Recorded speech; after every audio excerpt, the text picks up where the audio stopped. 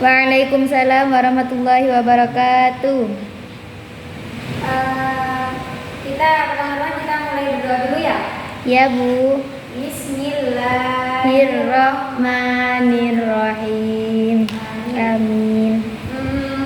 Baik, sebelum Ibu melanjutkan pembelajaran, masih ingat minggu kemarin kita membahas tentang apa? Ingat Bu. Tentang apa?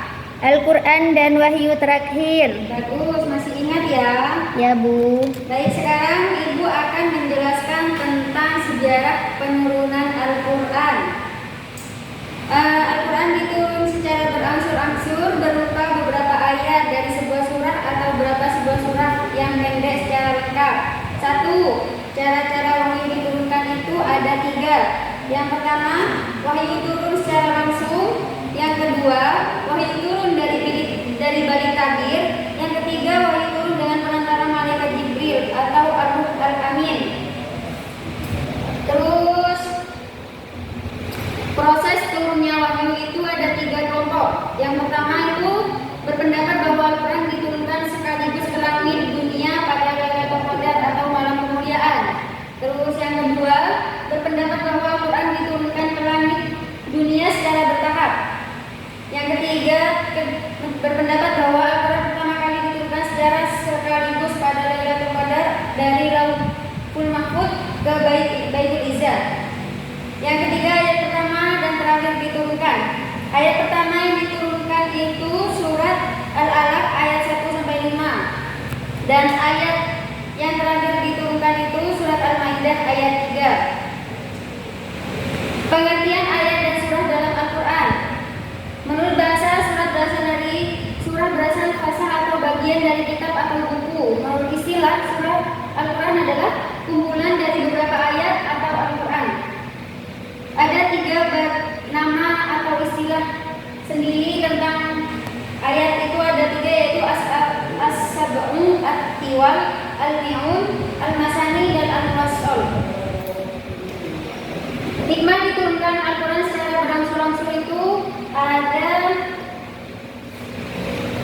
5. Mempermudah dalam menghafal, memperteguh hati Rasulullah, mempermudah memahami dan melaksanakan ajarannya, meringankan dalam penyampaian, menjawab atas permasalahan yang sedang dihadapi Rasulullah. Sejarah penulisan dan pembukuan Al-Quran. Yang pertama, penulisan dan penghimpunan di masa Nabi Muhammad SAW. Terus ada beberapa riwayat telah menyebutkan sebagian dari peralatan yang ada pada waktu itu.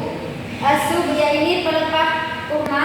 Yang kedua al-liqaf, yang ketiga al-liqa, yang keempat al-iftaf, yang kelima al-iqlab. Terus yang kedua penulisan dan penghimpunan Al-Quran pada masa Abu Bakar.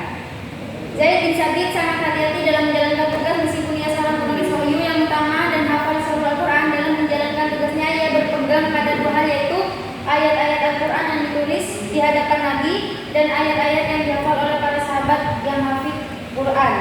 Yang ketiga, penulisan dan penghimpunan Al-Quran pada masa Utsman bin Affan.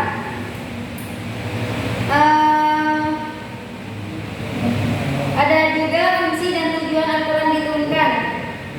Petunjuk sebagai petunjuk bagi manusia, sumber pokok ajaran Islam, dan peringatan dan pelajaran bagi manusia. Mungkin itu yang bisa Ibu sampaikan. Ibu akan memberi kalian tugas atau PR yang minggu depan kita kumpulkan, yaitu menulis surat Al-Alaq ayat 1 sampai 5 ya. Dikumpulkan minggu depan ya.